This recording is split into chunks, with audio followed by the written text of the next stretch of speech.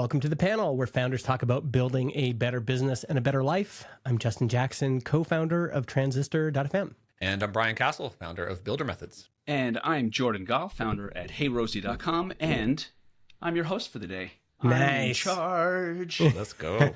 I gave you warning. I don't think it was necessary. It's not really a warning. But Yeah, you made me nervous. I was feeling my power, you know? Yeah. What are we in people for today? Chat responded to that because I sent it out in the email. I was like, it's time for discipline. We're going to get And a everyone- stern talking to from Jordan. Yeah, we're gonna get talking to. Unlikely. Well, thank you everyone for joining us. We are going to get into a few topics. We're going to talk about marketing not working anymore. We're going to talk about overcomplicating things, which is in the air these days. Yeah. There's Story of my life. overcomplication. Yes, it is. Okay, we'll get into that. And why don't we start? This is the big theme that's on my mind when we chatted briefly before recording. Seems to be on your mind also. Summer's coming to an end. Mm-hmm. And summer definitely changes our day-to-day. All three of us have kids. The schedule changes. Your day-to-day changes. Stress, the number of vacations, and so on. This week, for me, has been different because Rock and Jess, basically my fellow leaders in the company, are both on vacation. I was not, and I felt like a sucker. So I decided what the right thing for me to do was to just turn down the temperature or the speed on the week and just kind of enjoy a nice casual week. Nice. And that meant a lot of walks. It's been beautiful here in Chicago. I live right by the lake. So I've been taking big walks. And so what I want to ask the two of you is summer ending and the fall beginning, September, we make this turn. It's like the last lap. Mm-hmm. The home stretch between September and December feels like a beeline of you got to get rolling. You got to get things done. You got to accomplish what you want because next thing you know, it's Thanksgiving. And then next thing you know, it's the holidays and the year's over. Yeah. For me, I think one weird thing is that the introduction of Fable really augmented my pace. Remember, I was like, oh, Fable deadline's coming up. I'm going to build a bunch of stuff. And I got into this building mindset. And in May, we announced this video podcast hosting beta for Transistor. And so for the team at Transistor and for me personally, the whole summer, I felt like, even with vacations and trips, I just felt like I was up here. But now we're transitioning into, my youngest is going back to school, and it felt like it just went up a notch for me. And I'm just feeling this so much pent up energy of let's get going. I want to move. I want to get some stuff shipped. I want us to be making progress. And so I think a similar thing, we had someone on our team move houses. Actually, two people move houses. We had people take vacation. One of our Michael, he drove all the way up to Dawson City in the Yukon.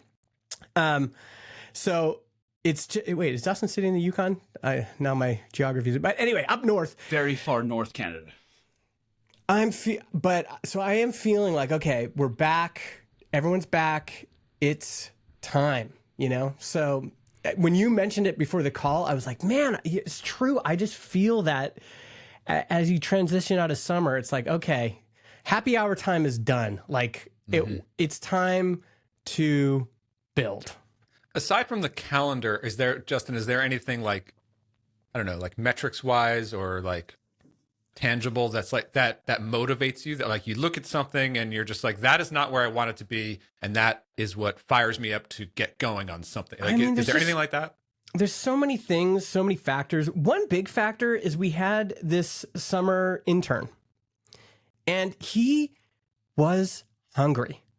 He came in May and he was just this is a great opportunity. I'm going to deliver.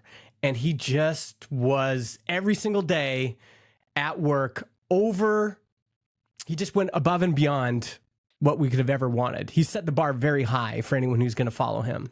Okay. And that energy of having this young guy in his 20s just going after it, it was infectious for me. It rubs off on me. It's just like, oh, like I can feel his motivation and it infects me. So all summer I've been feeling that. And now he's going back to school and I'm just kind of still sitting with that energy of, I want to keep this going. Did it infect the rest of your team? Yeah. I mean, not maybe different in different ways. I mean, you can't not be affected by it.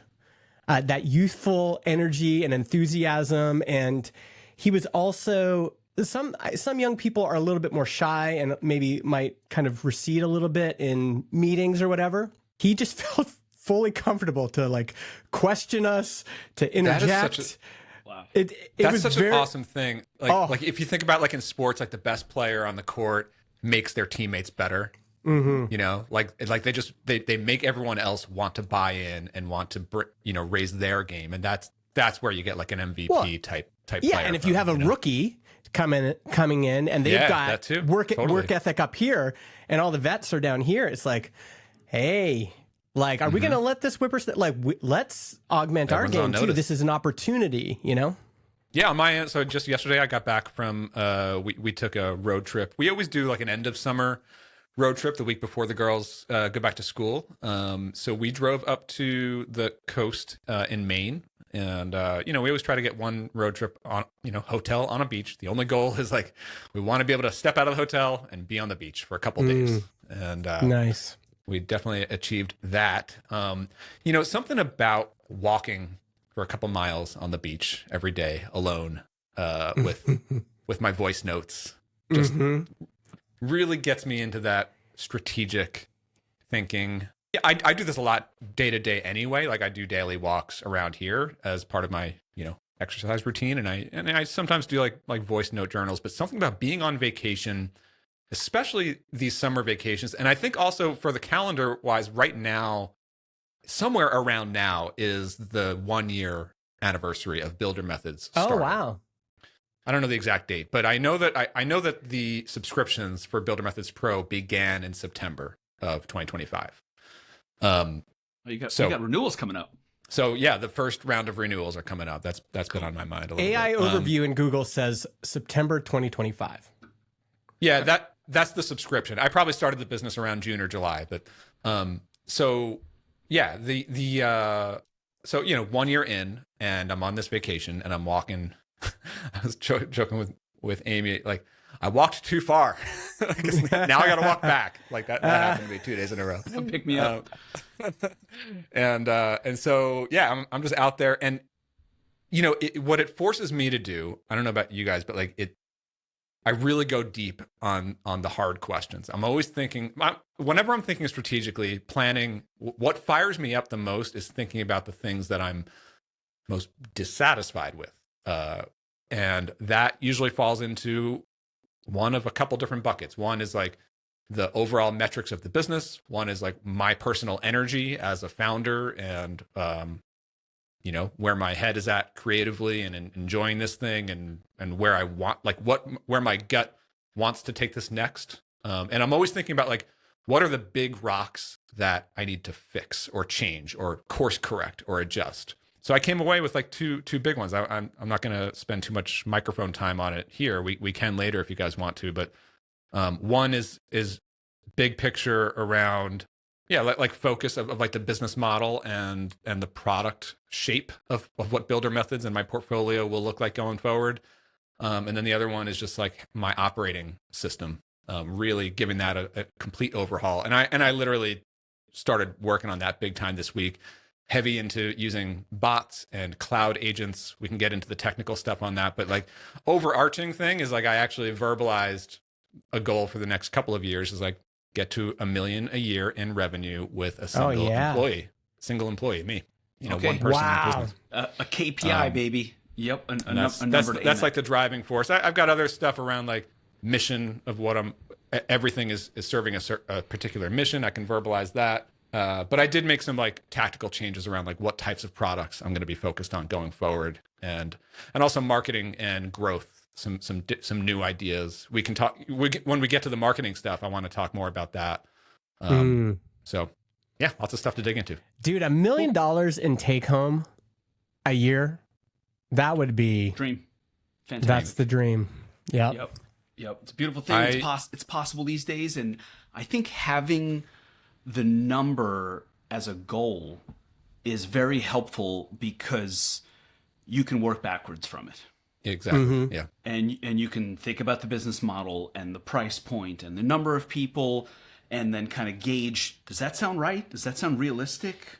Yeah. And I do a lot of these types of like strategic like chats with whatever chatbot I'm using. And so that is a framing tool that I can say, like, my goal is $1 million in annual revenue, one person company. Help me map out the next 12 months, the next 24 months, the next 36 months. How do we get from here to there? And, you know, like it's also like I'm 1 year into Builder Methods, and I've said this before, but like, I don't think that the final shape of Builder Methods is settled yet. Like, I don't think the final product It's only a year. It's only a year in, and it's not the type of business, unlike other ones where it started with a very specific product and then I built a business around it. This is more like I built a brand and I've been exploring what the product should ultimately be. And I don't think that's settled yet. So yeah. You're starting to touch on this like issue that I think all three of us deal with, where you do want to hurry up. You have that urgency, right? You had a little fire lit under you, Justin, with the intern, or just in general where the company is and this new opportunity around video. And you want the urgency, and you also know it's going to take a while. And going back and forth from those two levels is a trip. I tweeted about it, actually. I saw that. I think I wrote a tweet. That is my honest mind frame. When I take my walk and I'm thinking about it, I'm like, I want the big ass number.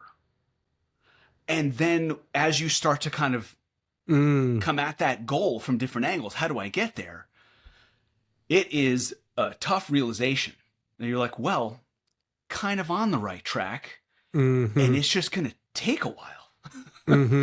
And that's just it. It's just going to take a while. So this urgency, but patient. It's like patient urgency. I don't even know that. And that's an oxymoron, but that's actually how we have to live. Is there anything you can be more specific around, like where your mind was at behind that tweet, or what came out of it? Like what do you see as the ideal path or the fastest path to achieving that, and what is the time frame that you're hoping to, like, is it an exit? Is it just growing? Like what? Well, if I'm being honest, which I can be on this podcast and in this chat and all that, I don't care about 100. Yeah. 100's a nice round number. No one really needs 100. Yeah. you need 20 is kind of freedom, complete freedom. Yeah. Arguably 10 is also freedom, but let's just call it something in that 20 range. And so, yeah, that's what I think about. How am I going to get there? How do I get there? Okay, cool. I have no complaints. I got a nice situation, happy family, happy marriage. Like, okay. Like, let's not catastrophize anything that doesn't warrant it. And for me, the way I look at it, my oldest daughter is 14. And I use that time frame of her leaving for college as a bit of like it's not a deadline, but it's just a marker for me to think like I would really like to send her off to college and not be very stressed about the expense of that. Because my daughters have 3 and it's 2 years apart. So it's 2 years, 2 years, 2 years. Yeah. So that's an onslaught. That is right. Freshman year, 1 year break, then another with 2 in college, then a year break, and then another with 2 in college at the same time. So it is like it's pretty intense in terms of just the raw expenses of college. Yeah. So I try to use that like, all right, I got like 4 years. Okay. It doesn't need to happen overnight. Doesn't need to happen in 6 months. But if I am going to think about it properly, which I have thought too short term in my career way too often, and if I ease off that and try to find a bit of wisdom to think, everything takes years. Anything good, even if you start something new today, the realistic expectation, if you want something good with a big number like that attached, it's years. It's multiple years. You might get lucky, flash in the pan, hallelujah, good for you. But that's not the norm, and that's not what you should count on. Mm-hmm. And so in that case, I, like you, Brian, I'm like, okay, how do I work backwards on this? Like, what needs to happen? So when I look at Rosie, for example, I say, okay, a few $1 million in ARR. Where does it need to be in ARR for my portion of an exit to be that kind of a number, that meaningful outcome? Mm-hmm. And it's a few years. If we do great and we get to 10 million ARR in like 2 years from now, that's amazing. And that would be real success in terms of growth accelerating, not just linear, all this other stuff. And that helps me bring things back to what needs to happen this week, this month, with enough urgency to think, well, if you want to get there in 2 years, it's not that much time. Mm-hmm. Right? It's effectively that I'm halfway in because it's been 2 years. Right? We launched our first paying customer in September of 24, so 2 years ago. Mm-hmm. And I'm happy with where we are right now, but to get to where I want to be in 2 years, we have to go faster. So there is a sense of urgency. Now, in many ways, it's easier to grow and build speed with something that's already up and running with a few thousand customers than it is from a zero start when you're just launching something. Mm-hmm. Yeah. What I bring into this is I had to, over the last month, I had to really like shake up the Etch-a-Sketch in my mindset because 60 days ago, I was like, how do I make sure there's enough cash in the bank until we get profitable? Yeah. And now that there's a bunch of cash in the bank, I can't think the same way. Like, it's almost understandable that I had this sense of relief and a little bit of relaxation that came with it. But then when you look at it rationally, you're like, no, I actually should not be relaxed. I should actually be more aggressive than I was. Mm-hmm. So all that just helps on these walks where you're like, oh, I just want this. And then you kind of have to make it happen. So you got to find the steps. I just love that idea of patient urgency. I just want to point that out. Patient urgency, Jordan, that's got to be a blog post that I think emphasizes the tension It's tense. almost That's what it perfectly. is. I tell my wife, I feel like I get the heebie-jeebies. I'm like, but I want to go faster, but I can't. But I have to go slow at the same time. But I'm like, oh, I want to rip. Yeah. And also like the hardest thing is to deal with the day-to-day roller coaster, emotional roller coaster of like, this is going, like literally this week I had like 3 days of like pretty low sales and my head is just catastrophizing everything. And then and followed by 2 days of solid sales. It's like, okay, we're fine. But like, but then, so like that roller coaster, when you've already made a pretty solid strategic plan for the next 12, 24, 36 months that you want to commit to, but somehow yesterday and today are convincing you otherwise. Like that is just really hard to keep to, I've been through enough of these cycles in my career that like I could intentionally like block out the emotional noise, but it's there. It doesn't go away. Yep. For me too. I try, we laugh about it, Rock and I, because both of us are so, active in Slack. We're watching every sign up. Rock is, like I mentioned, Gandalf at You Shall Not Pass, and 10 times a day, he is blocking people who are clearly just trying to copy the product.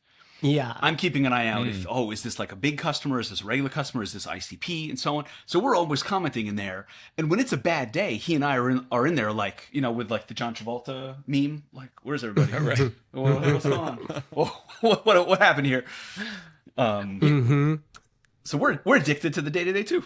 We've been talking about these like financial projections, financial goals. I of course have my version of that, like I said, but for me, it's always also a balanced, it's always a two-sided goal, for better or worse. And I know of plenty of ways I can get to $1 million in revenue a year, but a lot of them are things that like are non-starters for me personally as a business owner and a creator, and where I'm at now in my life and what my priorities are. Like I can go hard into services. I can go hard into like enterprise contracts. I can go hard into info products and training. I could do coaching.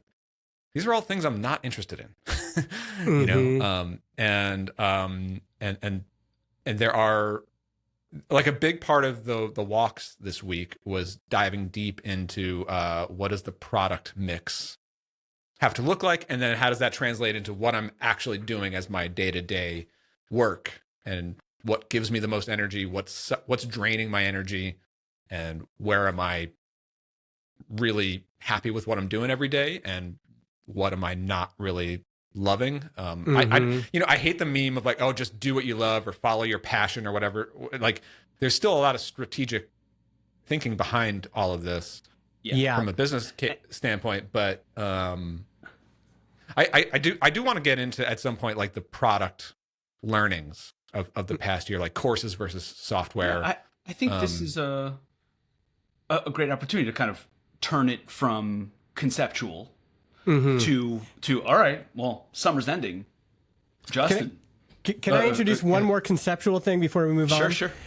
Which is just this idea of patient urgency. I think what another way of kind of shaping that up for me is this difference between, here's all the things we could work on or that we are working on.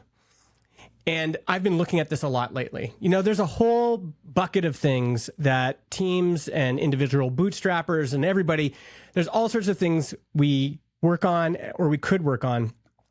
And lately, I've just started to get obsessed about what actually matters in terms of outcomes, what actually produces outcomes. And that could be what actually gets customers to sign up and stay. That's one. What actually sells? What features have we built that have actually worked, that have actually get mentioned, actually get used, actually generate sales? And part of this idea for me of patient urgency is an impatience with this stuff, the stuff that we're working on that doesn't matter, and being able to identify what actually moves the needle, and then having enough urgency to say, we are going to focus on this, and then being patient to understand that to do the things that move the needle, you do have to show up every day, and it's an accumulation of 300 days and then 600 days and then 1,000 days that ends up producing the result. And for me, that's the whole tension with this, is that, I want to be impatient with the stuff that's not working. I want to be impatient with the stuff that's just actually wasted time, if we're honest about it. And I want to be patient. Well, I want to identify the stuff that actually moves the needle, that actually creates outcomes I want. And I want to be then patient about how we implement that. I know it's going to take time. But the frustrating thing is to go, well, we've been working every single day for 1,000 days on some things that actually didn't move the needle. To like and on that, like what actually moves the needle, that smaller box that you're showing on the screen. You said something about how can we optimize so that we just show up and do that thing consistently every day that we know or we believe drives the business forward, and try to not emphasize the other stuff. Yeah. I think there's an additional element there though, that like if you're a solo like me, or if you're a small team, I think you have to think about like, do we have the energy and the capability and the systems and the processes that will ensure that we are able to actually deliver that 20% every single day? Because if we don't have that, if it's a grind for us, if it for me personally, like I've had things where I'm like, as long as I ship 2 YouTube videos every single week for 52 weeks, this business is going to grow. Yeah. But that is not realistic energy wise for me. And or whatever it might be, or it could be like, I made a decision 6 months ago that the business model is this. So we are going to commit to that and ship this every single week or every month. And that's what we are committing to. But maybe reality on the ground is not the same as it was 6 months ago. And we have to revisit what is the actual 20% in our business that makes sense today. I think it's easy to tell ourselves some story of the future, either like, as long as I just grind and hustle and grind it out, or tell us some story of the future of like, this works today, so it's going to work for the next 24 months. Let's just blindly follow this, you know? Yeah. I mean, that's kind of what I'm talking about, is having an awareness and being brutally honest. Like, okay, did that work? Yeah. Is this working? Is this, we're in motion this way, and it might not be working if it's causing you too much pain. It's just like, yeah, we did it, but it grinded us down to nothing, right? It has to be achievable. The thing I see more often than not is people they have blinders on, and they're just like, I'm going to just show up on Twitter every day, and because I like it. There's a little bit of like overthinking things, or doing things that don't matter, or focusing on the tooling, or focusing on there's a little bit of laziness or easiness to some of these things. And what I'm trying to do for myself is to push myself to say, what is the hard reality that is presenting itself in this moment, and to just tackle that, and to not to wipe everything else away and just say, listen, like, we got to be brutally honest about this right now. Now, we might not have enough information yet, but I'm already watching this to go, is this it? And we've talked about trusting your gut more often. Once you are in the water, you're surfing every day, you know the waves, you know the water patterns, you know everything. You start to have some instincts that are like, that wave there is trouble, but that wave there is achievable. That wave there is a waste of time. And you just get brutally honest about it, because it takes a lot of energy to paddle out and catch a wave. Yes, and you're foregoing the others. Yeah, I love the surfing reference. Absolutely. I have enormous sympathy for your situation, Brian, where that entire process around what to focus on, what to quit on, what to start new, is entirely in your head. Because the reason I'm able to be successful with it, and I can actually say over the last year that we've actually been successful in launching experiments and then just killing them when they don't work. We just shut down our ambassador program this week. We were like, this is a good idea. We have 2,000 plus customers. Let's see who wants to enroll in an ambassador program. We found 10 people that we were going to pay and give an extra good affiliate deal. And what they would do is go out and post into their networks, into their Facebook groups and LinkedIn groups and everything else. Great idea. Did not work. And we killed it. But the reason it's, I think, much, much easier for me to make that decision is because I'm looking over at an employee and just saying, you're way outside that red effective box of things that move the needle. And I would like for you, otherwise known as I am telling you, directing you, to get out of that area entirely and go find a happy home inside the box that actually moves the needle. You know, I'm glad you brought that up. One of the other big takeaways for me from this past week of thinking strategically, but also working, I did some work on the downtime on overhauling my operations. And one of my biggest weak points historically, especially now, is growth experiments that are outside of me just showing up on YouTube or Twitter, whatever. And so, I'm thinking about this company of one mentality. I'm thinking about going deep on, this sounds silly to a lot of people, I know, but the idea of growing my team with bots, with AI agents, right? What I aim to do as I build new products and roll out my existing products is to build growth bot agent experiment loops. So yeah, I have my building process pretty solid at this point. I can spin up new products. I can, maintain products. I can do content from myself pretty well. The big gap in my operation has been the growth side. And so, and also speaking to what Justin has been talking about here, the ideal, I think, is identifying that 20% and having systems in place that will keep it going past the point where you personally stop having the energy to hustle on it. Right. I'd like to hear more about that, because I don't operate that way at all. Yeah. So because everything I do, whether it's a new product or a new marketing campaign or something, what I'm trying to do is spend a month going hard myself, bootstrapping it, figuring it out, being creative, but standing up processes, putting either a team member in place or a bot in place Okay. to Yeah. keep it going for the next 12 months after I've moved on to the next thing personally. Mm-hmm.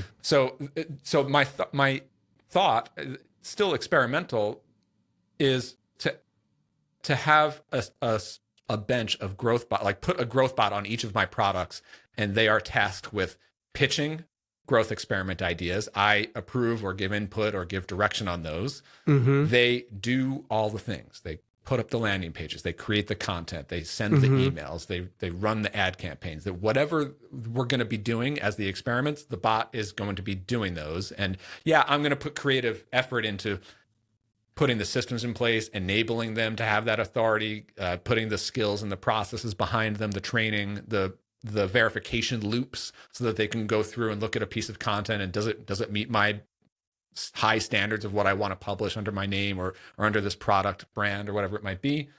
They have loops that they follow to measure and report and decide, like, okay, these things worked, these things didn't. Here's what we've learned. Here's the next round of experiments. And then they do it again. And so I want to be spending my time working on the next product or shipping the next feature in one of my products and checking in on a weekly basis, getting these reports from my chief of staff bot and from my head of products and from my growth bots to say, here are the experiments that we've run over there on Flywrite while I was working over here on Mimeo, and these are the experiments. And so like the hypothesis, again, like what does it look like to grow a company of one with a, that is heavily AI driven, that actually has growth systems behind the product line? That's what it looks like. Like, yes, I can do the jumpstart thing where I do a YouTube video about a thing, or I tweet here and there to get the first 10 or 50 customers on a product. But like, what are the systems that we can keep going automatically in the background? And so like that's what I'm trying to improve personally as like the business owner and the operators. Like, how can because I have these management skills. I've done that sort of thing with human teams in the past. Now in this era, I'm focused on doing this, like really leaning into like a Grok bot or some system like that, where I'm just interacting with these things and building systems to have them run, I'm really curious to see if that works. It's been interesting to watch you, Brian, because your instincts are very different than mine. And I actually, in some ways, am allergic to too much process and too much, like when people on teams I've worked on have said, "Oh, we really need to like think through this and develop a process." Often I'm like, "No, let's go back to this quote I brought up, which is from Hacker News, which is I should just reach it. This old 2020 Hacker News I don't know why it popped back up, but it became relevant again over the last few weeks and started getting. Yep. The thread is talking about sales, but I think this just applies to so many things.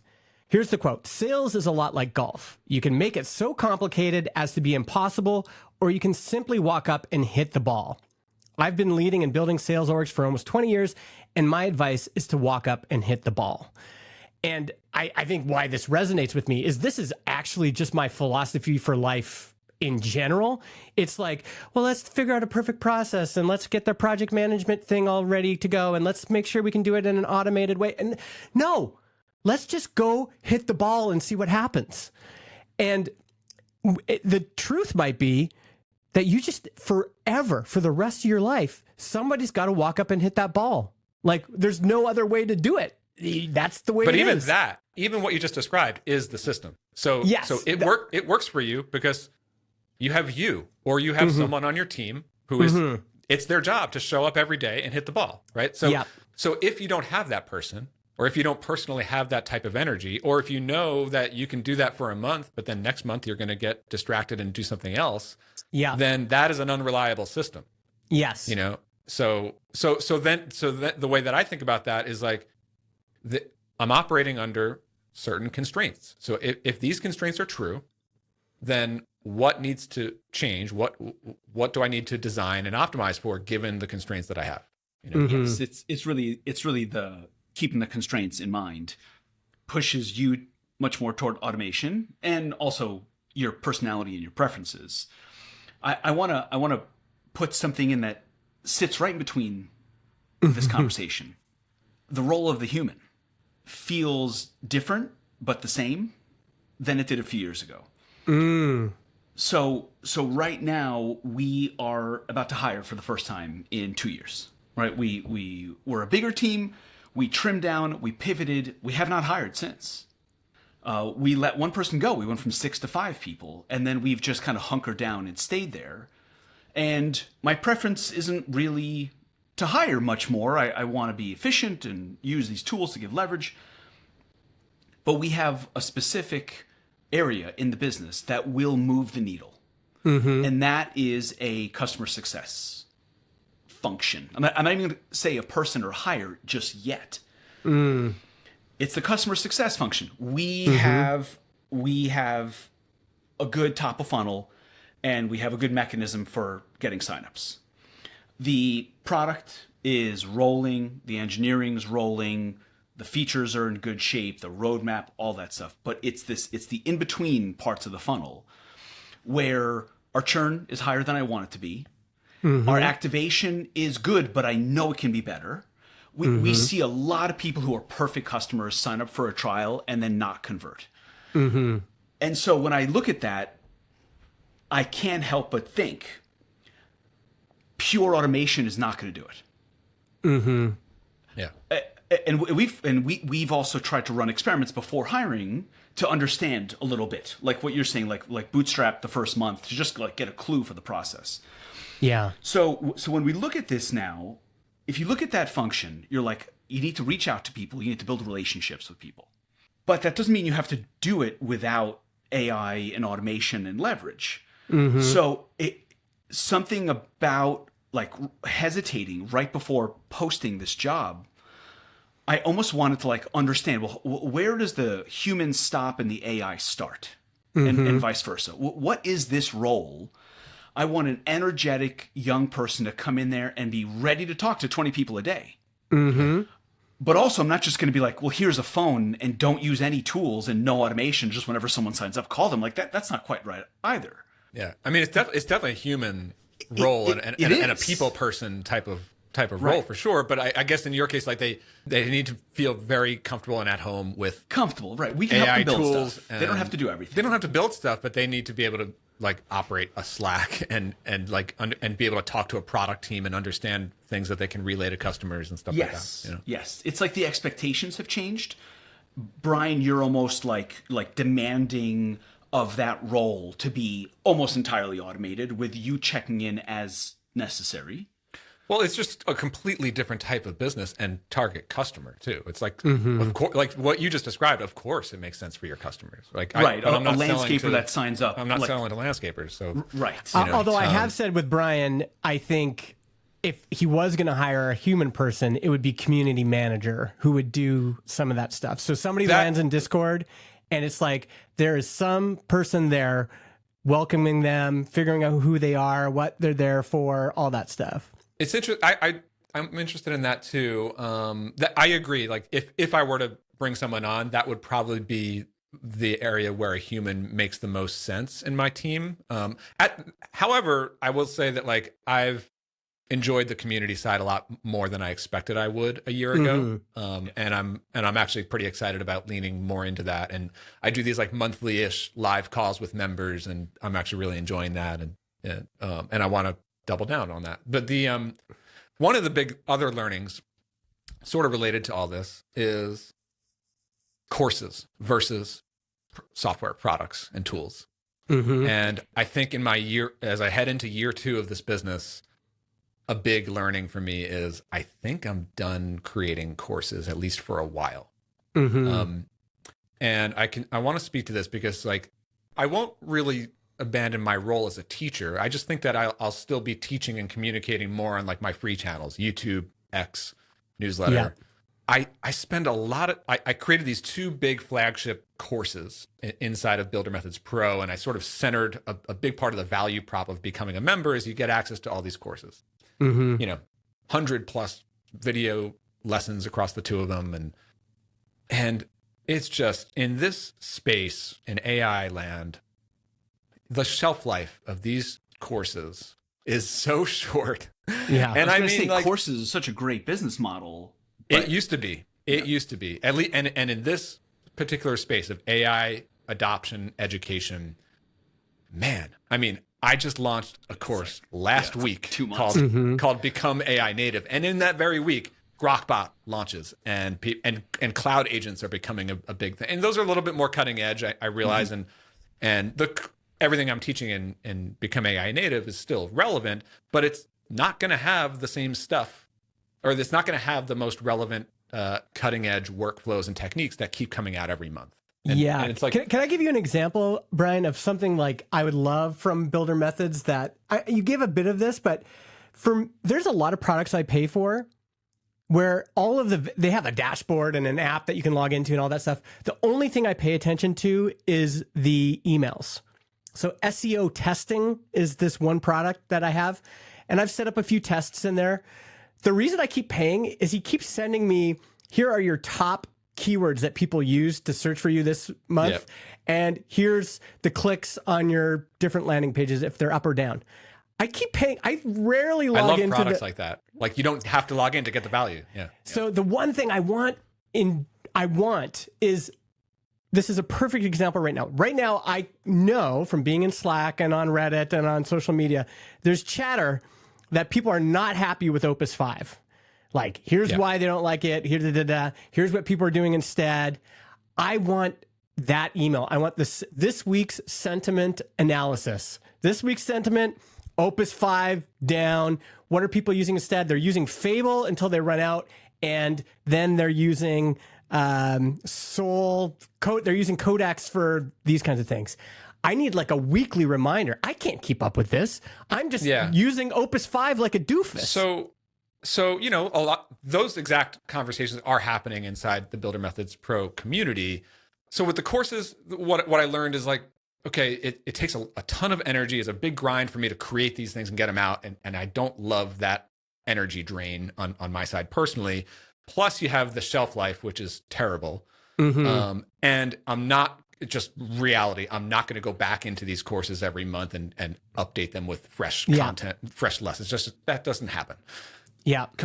But what you're describing there, Justin, like I also don't think I'm going to be a newswire for AI. And that is exhausting. I've tried to do that with my YouTube channel, and it's just, you're on a never ending treadmill, and I don't, I agree with you. There's value there. And there are some really great newsletters out there that do that sort of thing, and channels that do that. But I don't think that's what I'm going for. Although those chats do happen in the community, and maybe we can do a better newsletter that surfaces stuff from our community, we can do that. But I compared the experience of building and selling and framing the value around my courses to the experience of releasing software tools like Flywrite, Mimeo, and my open source frameworks. And when I say software, it doesn't necessarily have to be apps. Like it could just be systems and operating frameworks. It could be conventions. It could be whatever. Like these are things that scratch my own itch. I use them every day. I use Flywrite every day. I use Mimeo every day. So I am constantly shipping improvements. If you are one of the Flywrite customers, you're seeing every single day I'm pushing out updates. You can look at the changelog. These are just little improvements, new features that I want, or the customers are emailing in and saying like, I would really love if Flywrite could do this. And I'm like, hell yeah, that's a great idea. I want that too. Let me ship that. And so the difference between those products is like, you're constantly getting my latest, current, up-to-date taste pushed right into the product every single day. Whereas the course is something that sits on the shelf and it's like a snapshot in time from a few months ago. That's where my head is leaning as I think about what is the product mix going forward. I think I'm really going to be leaning much harder back into software products. I don't know how many. It might be one or two that get traction, and I start to focus all the energy there. It might grow to a larger portfolio. I don't know, but that is where I think I need to be pushing my energy going forward. And the Builder Methods Pro membership starts to shift. Like the courses are there, you can go through them. Some people get a lot of value out of them today still, but the value would shift more toward, like you're saying, like the community aspect, that benefit, and like access to tools, whether it's like some tools are just included or you just get discounts as a member.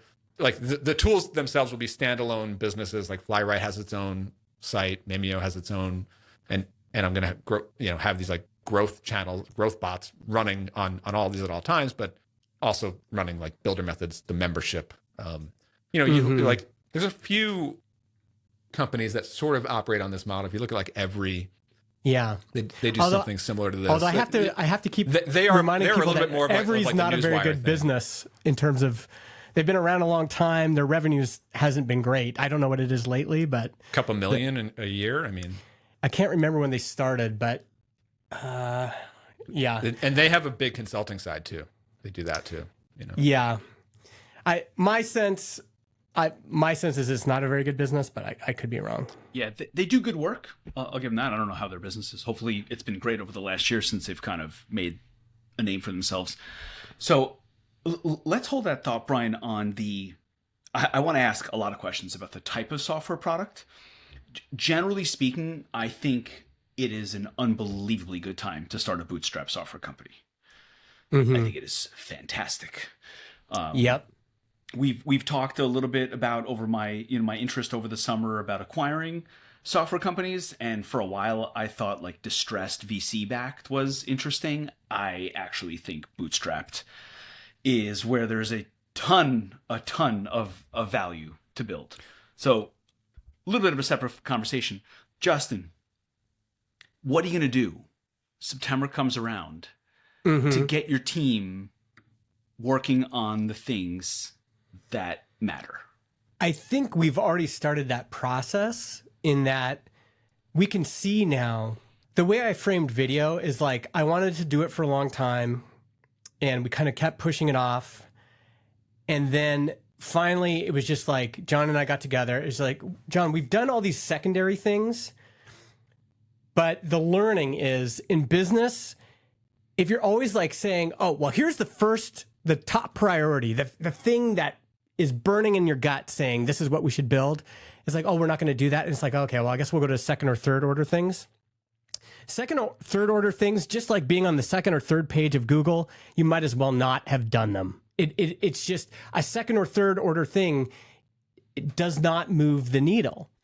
And so once I said, listen, I just feel strongly that this is the move. This is the thing that's going to move the needle.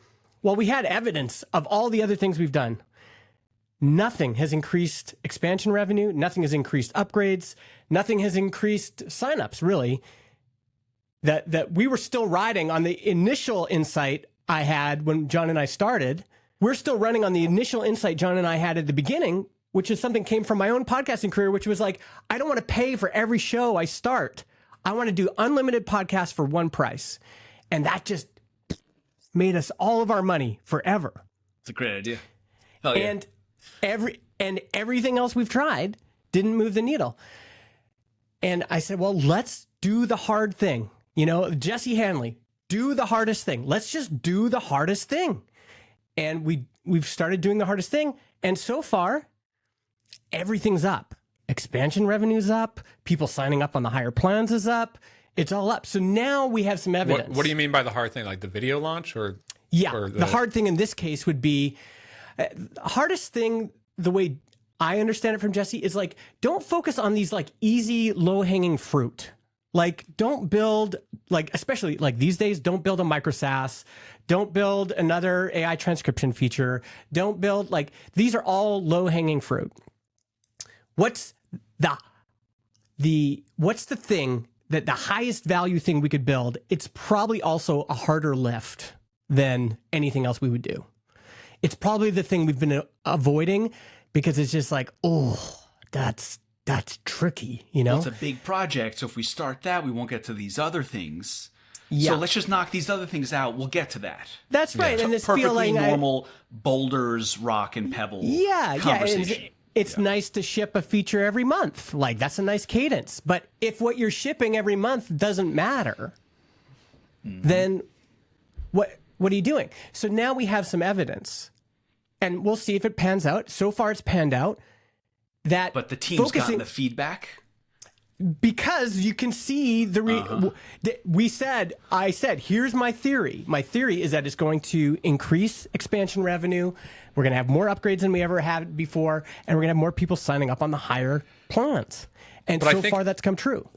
Also, like, whether this works or not, it looks like it's working, but regardless, it's also a piece of evidence to your team. It's like, look how much more ambitious we can be. Look at how we can reframe what we see as too big of a boulder. Let's push it off. Because that was the reality years ago. But now we can look at a big feature. Let's build a video podcasting platform. And it's so much easier to say yes than to say, like, no, maybe later, too complicated now. Yeah. With AI. And it builds your political capital as a leader because it gives people the confidence to trust when you're leading them somewhere that feels dangerous or challenging. Yeah. You get it right once, you get more room to make mistakes and the next ambitious thing to ask of them. Yeah. It also ignites this isn't, not everybody will respond this way, but I think the right people, by the way, a lot of people on my team don't love video. Like, a lot of them they love old audio podcasts. That's why they got into it. RSS is way simpler. It's way more pure. It identifies more with the open source community. These are all things I share too. Also wrong. But also wrong in the sense that, listen, if we're going to keep being a company, if we're going to keep being able to pay ourselves, if we're going to keep being able to have growing revenue, we have to go where the market's going. And the right people, I think, will respond to that and go, okay, even if I'm not completely, my personal feelings might be different, but I'm going to respond to the moment. And here's an example of that. So like I said, Michael is on customer success. He says, can I do a Zoom call with everybody that signs up? Well, now Michael's noticing when he does these, I see him in chat. He'll be chatting with somebody and he'll just say, well, do you want to just jump on a Zoom call right now? Perfect moment to do it. People jump on the Zoom call. And now he's like, in those calls, he's noticing, oh, I have the opportunity to say, well, we have video now. I don't know if you knew that. You can upgrade your plan right now from 19 to 49 or 19 to 99 or whatever. And he's finding basically 9 times out of 10, he gets someone on the call, they upgrade. So and again, Michael doesn't love video podcast. It's not like but the thing that does But he fire loves him talking up, to people. He loves talking about the product. Like, that's the and role. it's super fun. He's messaging me in chat. He's like, it's super fun to talk to somebody on a chat and then go, holy crap, Justin, like, this person upgraded on the call. I'm like, hell yeah. And then I said, imagine, Michael, imagine if we did this. Imagine if we filtered all of our customers, took out all the Gmail addresses or whatever, and then we just give you a thing that says, this person's been a customer for 6 months, call them. And so Michael just goes on live chat. Hey, can I show you what's new in Transistor? A personal demo right now. Sure. We'll see if he can start getting people on, and he'll just show them around and say, hey, I don't know if you knew this, but we have video. And my guess is the answer is going to be someone's been podcasting for 6 months and they'll go, oh, I didn't know you had video. Well, yeah, let me show you it to you. Yeah. Oh, how do I get on that? Well, you have to upgrade your account. It's Here's funny an how, offer like, to get you started for the first few months at a better price, and then Yes. it's like that is literally all of that work. The research, automating it, the messaging, the call, the upgrade, that entire thing just lives inside that red box. And it just does nothing but move the needle. Nothing extraneous. Nothing extraneous. You're reaching out to people and saying, we have more stuff to sell you that you will want. It'll be good for you and it'll be good for us. And it's in a weird way, it's like your existing customers can sometimes be the most tuned out to the big new stuff, because they're just happy and quiet, and especially if it's the type of service like Transistor, which sort of, you get the value of it with it running in the background. Like, I don't have to log in every day. I don't even have to really pay attention to your automated newsletter stuff every day, right? Like, because I'm just a happy paying customer. But Yep. you know, those are the people who are most likely to be fans of the newest, biggest stuff. How do we make them aware? By the way, this is another reason you do just have to go and hit the ball, because you don't know shit before you've hit the ball. Like, you're thinking, oh, maybe I saw on Instagram that you got to, like, do this. And it's like, just go hit the ball fucking once. And then you learn so much. Once you've hit the ball once, then you learn. So one thing we learned from these calls, this idea is so crazy. Everybody says, do not do personal calls for a $19 a month product. This is what everybody says. It's like, don't do that. You can't scale it. Yes. We said we're going to do it. what we learned is that we often get customers on that have been customers for a while, and they go, "Oh, I didn't realize you had this feature." I'm like, "God damn it, we've mentioned that feature 100 times." Doesn't matter. They have no idea. So we need another channel to get in touch with those people. And now we found one. And the other reason I like it is nobody else is going to do it because it's too hard. It's people are lazy. It's like, this is what fires me up. And when you have, it fires me up even more when you have a team member that's coming to you and saying, "Hey, can I do this?" It's like, yes. Can we find 10 more of you? Yeah. Like, How are you outreaching? I'm curious because we're dealing with this right now, and we started texting people, we started calling people. Then you realize, like, oh, we're gonna get sued if we keep texting everyone. We need to opt in. It's kind of annoying, but email is not not very effective. We're finding two things. I send about, let's say, 20, 25 welcome emails a day. That's how many signups we typically have. And What do you send? Well, automatic. That's a process. Okay. Automatic process. That welcome emails go out. Systems guy. Of those 20, 25 I send out, I will get 5 to 10 responses from those. And that's of the 5 to 10 that respond, I would say it's 80% of them end up booking a call with Michael. That's pretty high if they respond. But the other thing we're finding that works with existing customers is a customer will text in and live chat, and they'll say, "Hey, I've got this issue," or whatever. Increasingly, Michael is just saying, "Oh, can I just jump on a Zoom call with you?" Now, people love this. People love this. And while he's on the Zoom call, he'll fix it around and he'll say, "Oh, by the way, while I'm here, do you want to see a few new things that we've released with Transistor?" And most of the time, people say, yeah, sure, show me. And then he'll show them, and then we're off to the races. It also works with onboarding customers, right? This is why customer success to me is such an important role. I don't think I will ever automate it with bots, because to have somebody come to you and say, "Hey, I'm brand new, I'm just trying to get this set up," and then you're super helpful, and then you say, "Oh, you know what? It'd be easier if I just show you. Let's just jump on a Zoom call." And then while you're on the Zoom call, to say, "Oh, by the way, we got this. Oh, I didn't know you had that. Yeah. Do you want to upgrade? Yeah, I'll upgrade." So that's kind of been my obsession, because every single day when I look at the support channel, I see, can someone just call me? Mm-hmm. Can I talk to a real person? Like these are not technical people, and they're like, "I'm trying to set up an AI agent. It would be great if you could help me." Yep. And I'm like, okay, that's actually a role. That's actually someone who should just do that all the time. And instead of just waiting for the person to say, "Will someone call me?" Yep. They should just be out there and be like, "Hi, I'm Brenda, and I'm available to help you." Yep. The other thing you have, because I signed up for your product, tried it out. Oh, yeah. Rosie's great, by the way. Rosie's awesome. Love trying it out. But now I'm getting all your onboarding emails, and you send quite a few. That's incredible surface area for just all the time in the PS and the postscript. You just say, "By the way, Brenda's available for Zoom calls," and then we just link to a SavvyCal link, which is then their availability, and then they book the calendar. Oh, that's another process, Brian. And the like Brenda, you have by the so way, much Brenda surface is real, area. not a bot.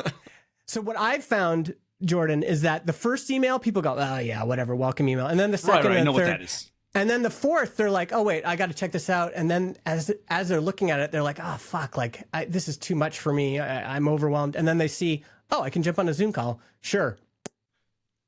Click it, book it. It happens. I highly recommend it. But don't hire Michael. He's mine.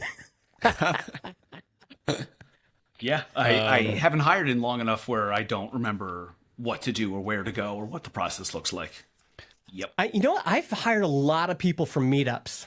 I like meetups. I go to local meetups. I organize local meetups. You learn pretty quick. I mean, I get a sense for people. I haven't always been right, but my hit rate on hiring people that I've met in real life is way higher than what I've just opening it up. The interview process is a really tough environment to get a read and a vibe on someone, especially for that type of role, like a customer success role. Like it's a completely different hiring process for like a developer or something like that, or a designer. Right, it's more quantitative. We've always done a 3-month pilot for us. Yeah, you got to do something like that. Like 3-month, on contract. So it's an extension of the 37 signals idea. It's not always possible, but Sorry, like that type of role is like so easy to get the misread from a really good interviewer, somebody who's just they're it's going to attract people, right? And those people are going to be great at interviewing. Yeah. Are they going to be great as a team member? You know, that's a question. Yeah, it's true. I mean, the other thing I've like I said, I've had a great experience now hiring a summer intern. I think identifying young talent right now is people are hungry. The young people are hungry. Not all of them. A lot of them are maybe lazy or misguided or whatever, or Same depressed. as always. But there's some people that are just go-getters, and the bar is actually not that high. To me, it seems incredibly low. But Ian came to every single meetup, always talked, always was very clear. I'm here because I'm looking for a summer internship. And then he started sharing stuff. We have a Slack for the meetup group. He's like, hey, I just finished my previous internship. Here's a video of all the lessons I learned. And that was the trigger for me to be like, okay, I'm going to try to hire this guy. So I want to see it. To me, it's like the good folks reveal themselves. You can see Michael I hired when I was going on, I was just burnt out from answering support tickets all the time. I was like, I need a summer off. I said, he was like transitioning out of management at a grocery store company, and he was looking for something else. I said, can I hire you for a summer? It might not be long term, but let's do a summer. And he did it, and he's been there ever since. You know, I realize I'm very different from both of you guys when it comes to how I go about like I've had teams of 25 and my management style there, and now how I'm thinking more about like systems and processes with like, you know, AI driven team members. But I wanted to call out, I'm going to post this in the chat. Ryan Carson, you know, industry veteran. He's been making the rounds lately on a couple different podcasts. A really good one I just posted, we can link it up for the show notes, is him and Claire Vo on her How I AI podcast and YouTube channel. Yeah. Really, really, like, this was one of my favorite listens while I was on vacation this week. It's just came out a few days ago. And like what Ryan has been doing with his business, I mean, I've been following him for decades, like really great builder in general. But future of web apps, Treehouse was his Treehouse. Yeah, now he's doing like a SaaS for like AI divorce, like divorce lawyers. Yes, apparently, very interesting.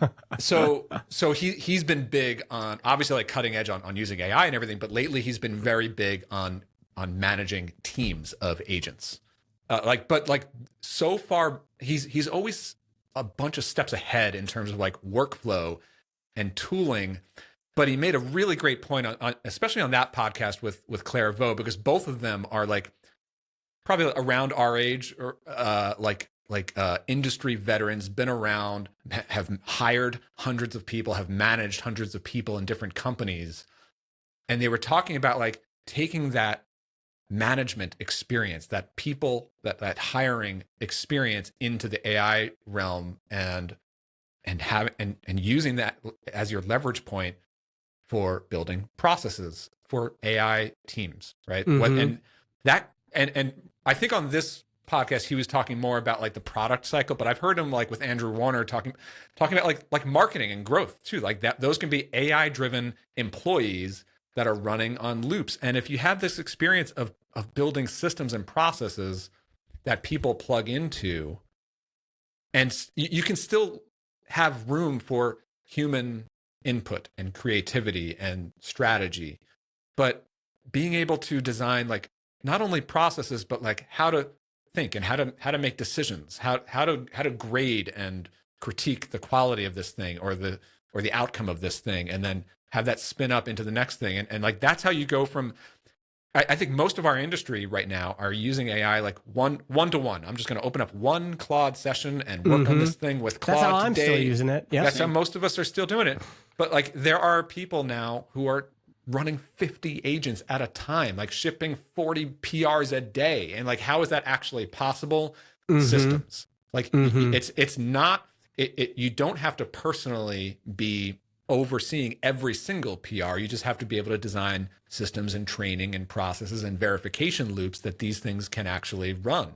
And But like, by the way, it's Brian, one thing Jordan and I have said over and over again is like, we would both hire that person to somebody to just come and implement that for us. Yeah. Well, I think what Justin's saying is the same thing that's going on in my head, which is if you show me any proof at all of it being effective, I will just hand you my money.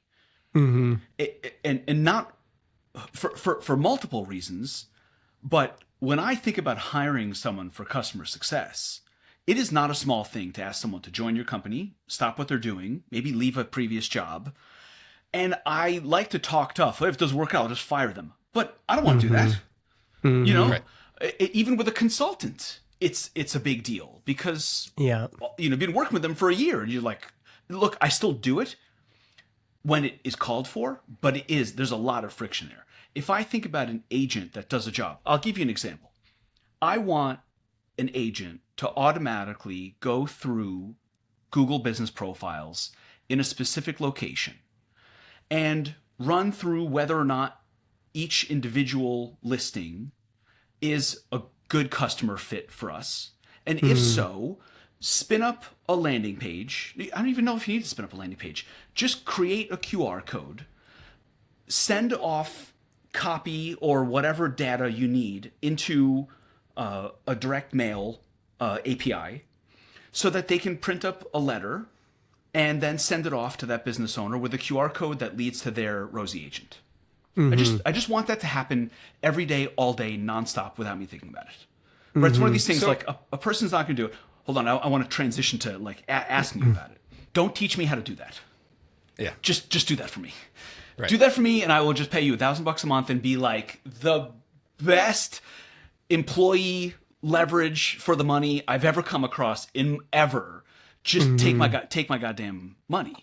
I'm just never going to be the person who's going to try to convince either of you or anyone else that like this is the right way and there's a wrong way and a right way to run your business, because there's not. There's the Jordan Gal way, there's the Justin Jackson way, and you know, like and you should do it the Jordan Gal way, frankly, like because that's obviously what works. Like, you know, like so, like but we would hire somebody like you to come and help us figure that out. I the point, personally believe that more businesses are going to be hiring that AI systems engineer type person. And I also believe, and I see this, that another point Ryan Carson made, but I'm going to make it as well, is that there's a misunderstanding that like AI is removing the technical knowledge required to build apps. Instead, it's the opposite. I think the more people and operators and builders lean into AI, the more technical they actually become. You're actually becoming more technical by adopting AI, not less technical. Yeah. Because like non-technical business owners or domain experts or operators in some industry who are now stepping into the tech world because AI is the gateway into this world that was inaccessible to them before. Yes, they are more capable, but they are also learning so much about tech, about how software and engineering systems work now. Like people are learning what GitHub is for the very first time. Like that is miles ahead of what most of the world was doing before. So like there is this shift of people becoming more technical. And I also do believe that of course, plenty of businesses and founders and owner operators are not going to have that like that interest or lean toward wanting to get into the weeds with your hands dirty, right. Or just want to hire. So there is going to be a larger market, a growing market of AI systems engineers for hire. Like, of course, that's already happening. You know, yeah. So I want to go to a marketplace and I want to buy an employee. I want to buy an employee agent. And also just like what you described, that whole process of like an agent who goes through directories and identifies quality leads and you know scores them and sets up the QR code. All of those are mechanics that are absolutely can be automated. It can't be done in one day. It probably takes a week of hacking on it. You know, somebody just like going step by step and putting the glue together. But like totally possible. Yeah. I like what it reminds me of when we got started in AI voice, and a big attraction for me is was that it wasn't very good, but I knew it was going to be good. Mm. So it was the right time to get started on it. Before, it was obvious, oh my God, this thing can answer the phone for businesses. Let's all build them, Right. which is what's happening now. Mhm. So right now, it feels like an army of agents working. The ability to manage multiple agents operating at all times on your behalf, and then still having a proper orchestration layer and a verification layer and reviews. It feels very conceptual right now because Yeah. because I know there are people running 40 agents. I don't know of any people running 40 agents who are making $5 million a month being like, look at how effective it is, as opposed to look at how much I'm shipping or something else.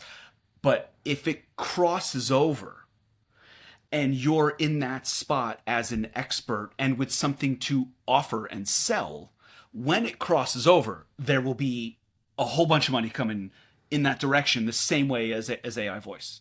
Even the stuff that Ryan Carson has been sharing about his own business, like he has had these like growth loops, and he is a company of one, like marketing loops, not just product loops. His divorce product is just him. Yeah. Yes. Right now, he said he's hiring his first employee. Like that's his thing. Cool, And you know, cool.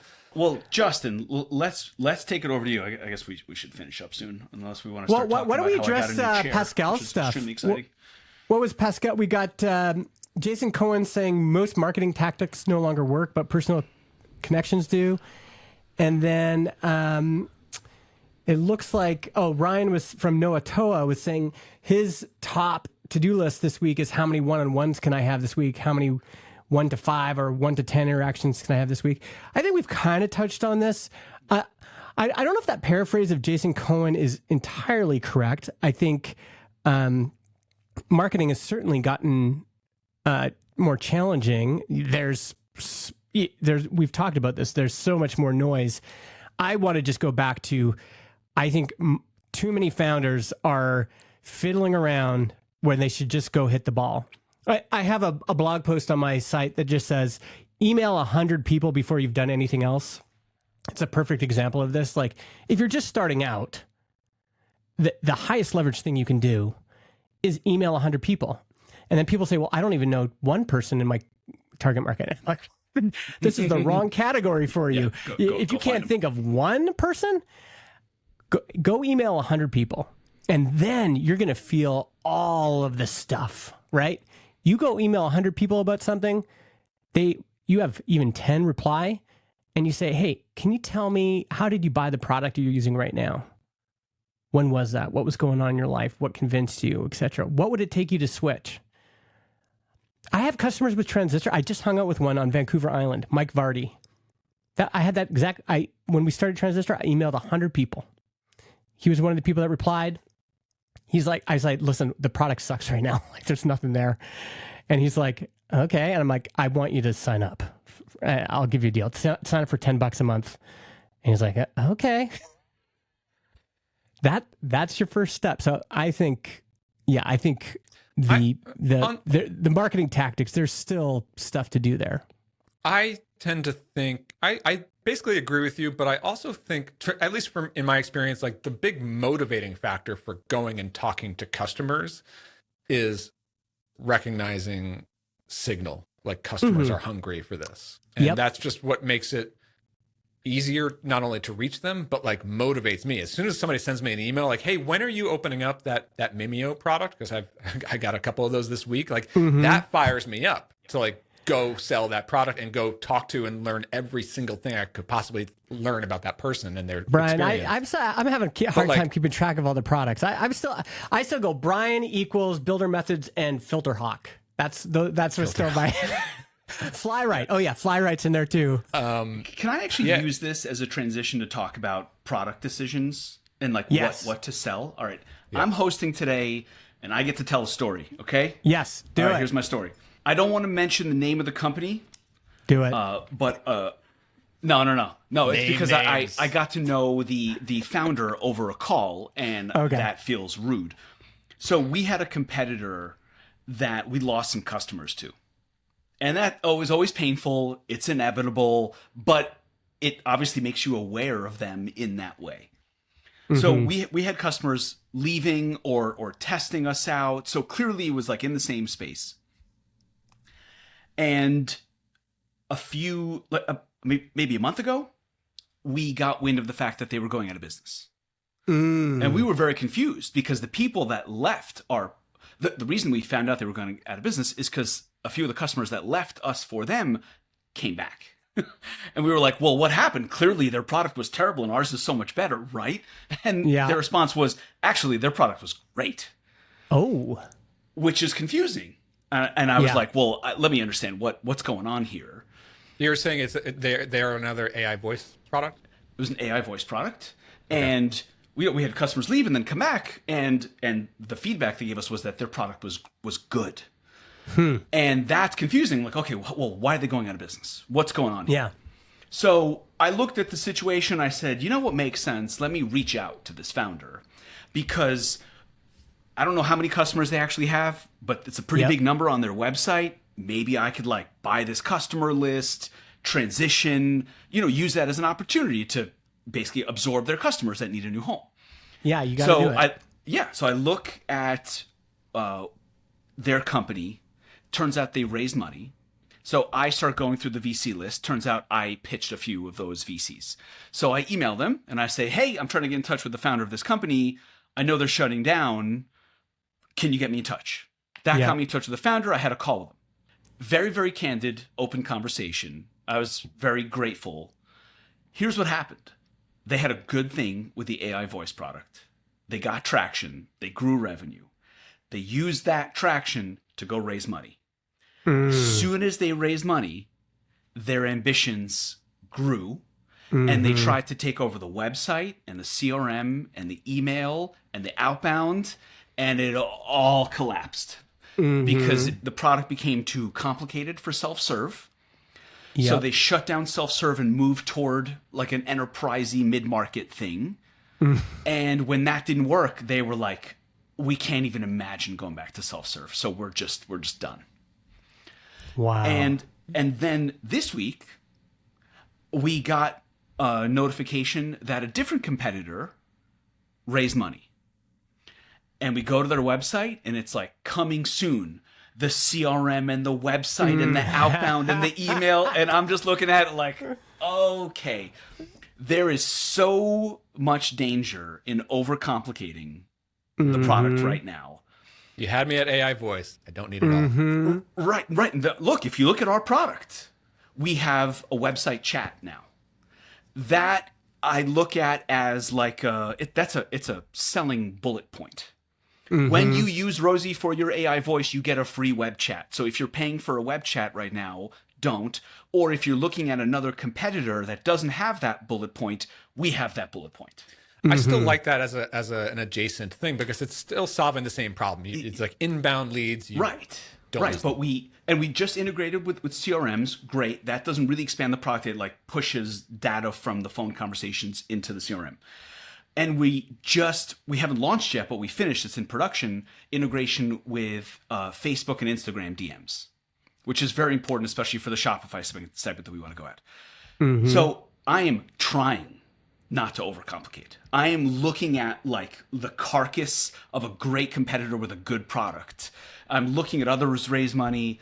Owner.com, which is like restaurant websites and AI voice, just raised $230 million.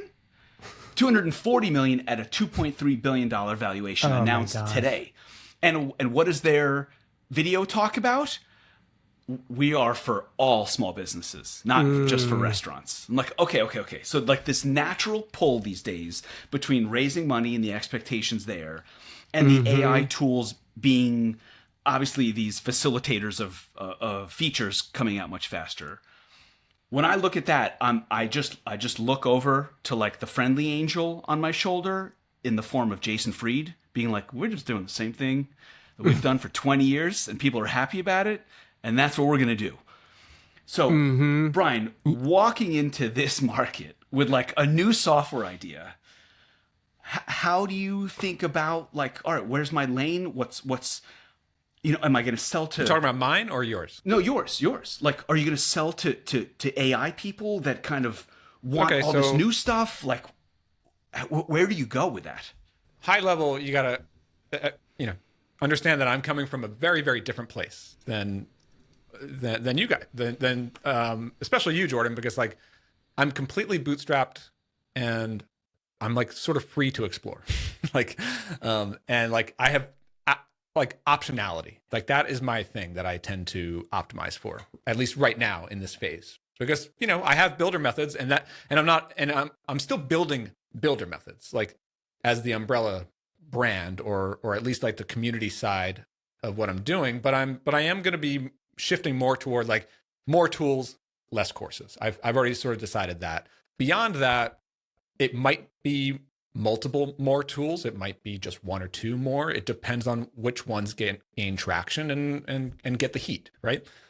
But high level, like mission wise, it hasn't really changed. Like I'm still here to help people adopt AI. And I do that through teaching business systems and delivering business systems and delivering tools that help you use and adopt and change the way that you work to become more AI native. And my ethos going into year 2 now is like, I think the way to do that is less about training courses that have a short shelf life and more about giving you my tools that I've designed and my frameworks and my systems that I use to be AI native, and selling those or offering them for free or both. It's in the same direction with the same audience in mind. Yeah, and also in terms of ICP, I always come back to that. We have an extremely different ICP, and I'm leaning back into the people who are, I would say, a little bit more technical. Like I went through on a little journey in the last couple of months of like, let's just try to sell to small businesses. They're going to adopt and build their own tools. The dentists, the accountants, the this and that. Like I do attract some of them, and they come in and they get value from my courses. But at the end of the day, I still see more of the more tech forward, more AI forward people who just want to connect with other like-minded tech AI forward people in the community. And they tend to resonate more with the types of tools and frameworks that I offer. I'm a big believer now in scratch my own itch type of products. So most of the ideas that I'm going to go after they're born out of my own experience and observation and patterns. And like sometimes they're tools that I'm just doing internally. I have a couple of those. FilterHawk ended up being like, I still use it internally, but I'm not selling it. But then other tools like Flywrite, Mimeo, this next one that I'm building, I do see an opportunity for like, I think that this can resonate with a lot of other AI pilled people. So again, like, I don't know how it's going to play out product wise and revenue wise. Like it might be, and like, I'm also not on a mission to dominate the world. I'm not trying to compete with the big, well-funded players. Certainly not trying to compete with the big AI companies themselves. So I'm trying to steer clear of that. Yeah, but I'm trying to carve among those. You know. Yeah, I'm just trying to carve out very specific use cases. The other thing that I'm thinking about is like pricing and packaging and how I would offer my tools. These are scratch my own itch type of things. So I'm also thinking about an ICP that looks very much like myself, or maybe someone who is sort of like me. They're very tech AI forward, but maybe they don't have the same taste and product design chops that I do. So that's why they would buy a tool rather than completely design it and build it. So there's that like trust factor of like mixing like the Builder Methods Pro audience with like listeners of this podcast, followers of my Twitter, readers of my newsletter. Like these people who have raised their hand and said like, okay, I kind of like to follow along with Brian's taste. And these types of tools, the Flywrites, tend to resonate with like the type of work that they do. And that I get a couple customers on that every week still. Yeah. Pricing wise, this is a big unknown, a big question mark for me. But I do think that there is, at least for my personal market, definitely not most markets, I would say, less traditional SaaS models, more downloadable, sell the license type of model. Yeah. Host yeah, it, yeah. like download the software, host it yourself. Panic.com, baby. Yeah, run it with your agents. And maybe that looks like a big upfront license to get the software, and then maybe like an annual recurring just to have a support thing with my company. Maybe there are little elements of my products that have like a cloud services component, and maybe that's a more SaaS-like revenue model.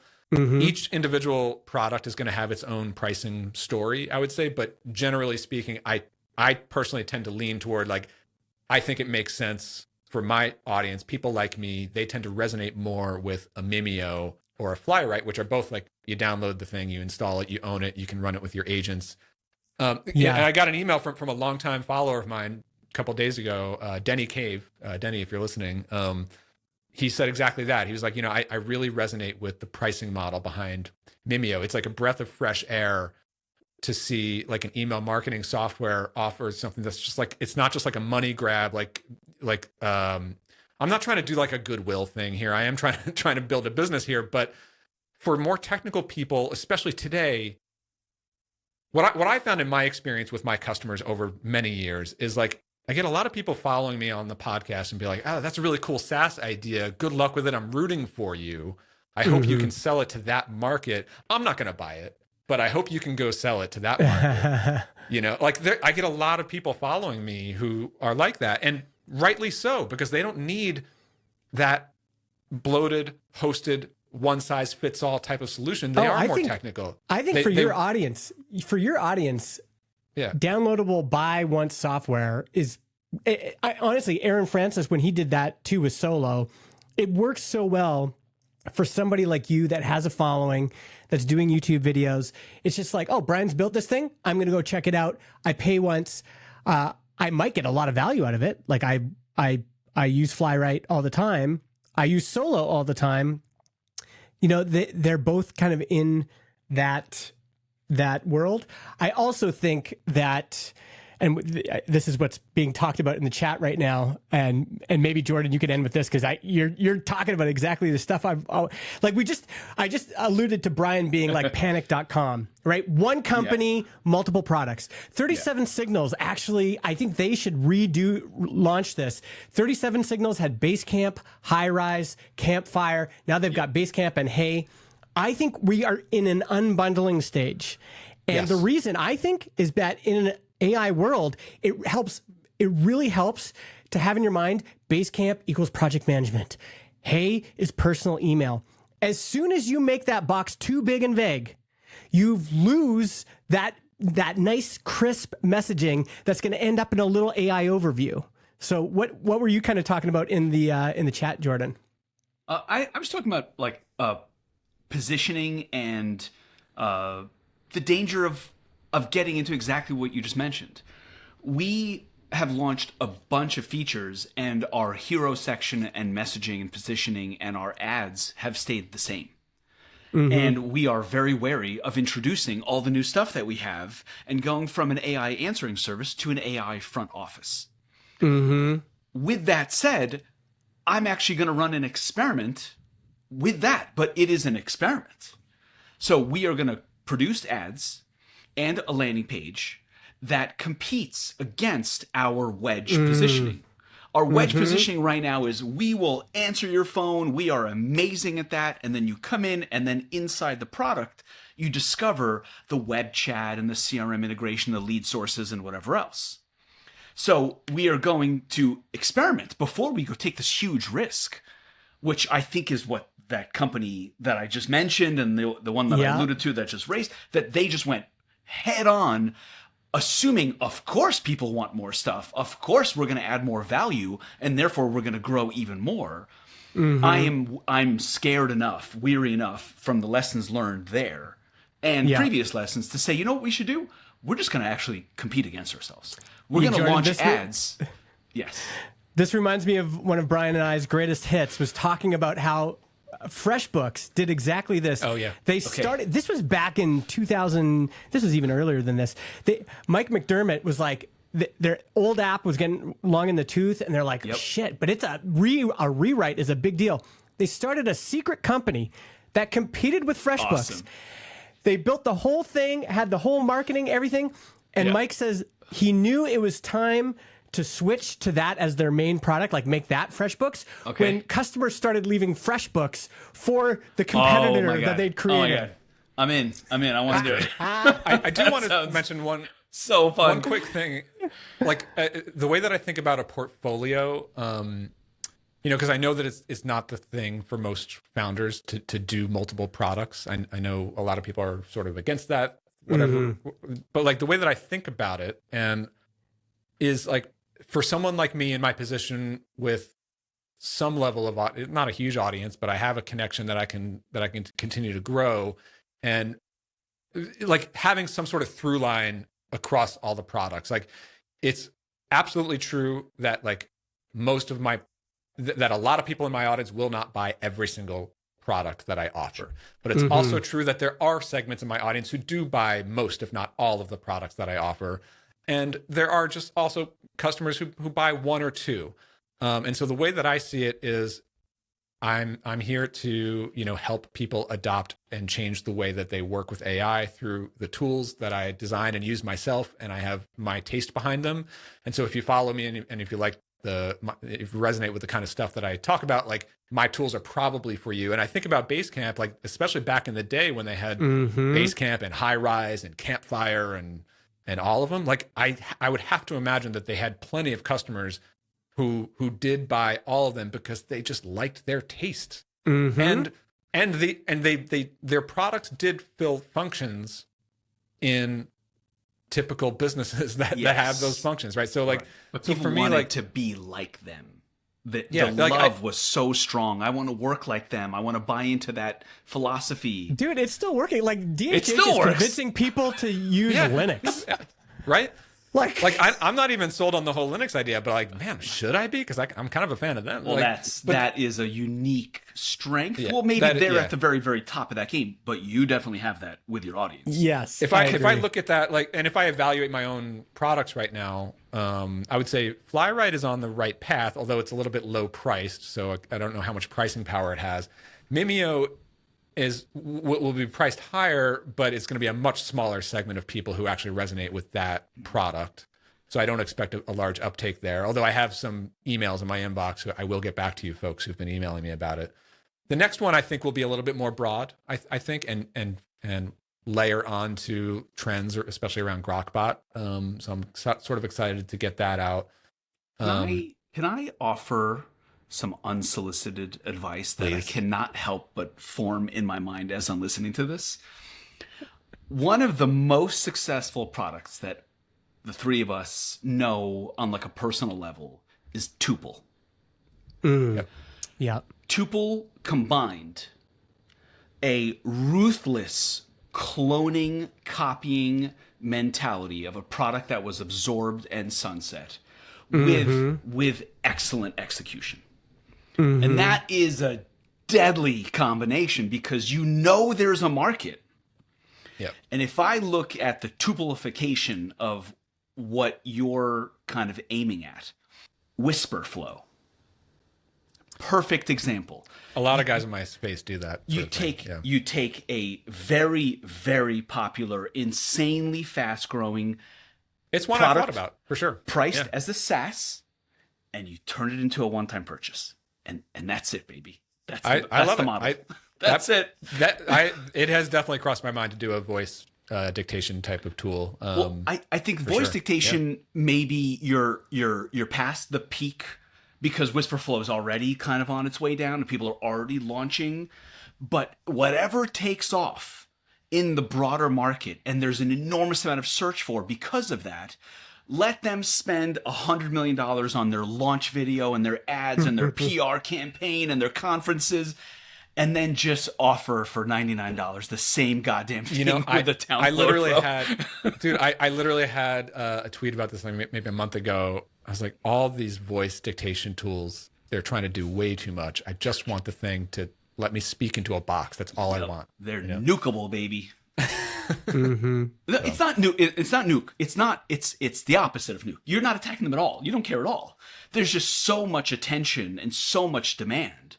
You just come in and say, cool, I'll capture the part of the demand that doesn't give a shit about all of your other features, and I'm just going to do a really great job of this, and it's going to be priced fairly. And again, I'm also like this. My mindset in all of this is like, again, I don't need any one of these products to be an out of the park home run. That would be great if something takes off, but I'm not expecting that. No, and I'm not requiring that. Your portfolio. I'm fine to stack on, and also I really like really building Builder Methods Pro around it. So for the people who follow me, you can still come into the community and get access or pricing benefits to the tools, to sort of like tie it all together, and then having like the cross selling and the cross sharing and that sort of stuff. Like that to me is like a fun business to build, Yeah.